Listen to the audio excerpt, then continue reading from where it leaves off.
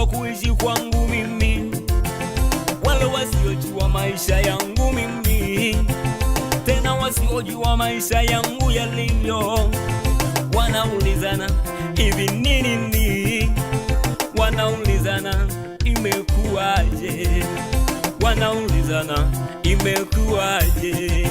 kuinuliwa kwangu imekuwaje, kubarikiwa kwangu imekuwaje, imekuwaje, mbona kapata mtoto alikuwa tasa, imekuwaje,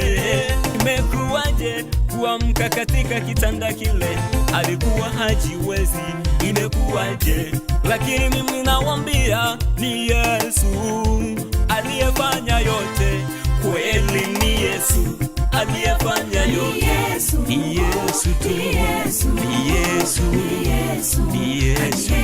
aliyeniinua.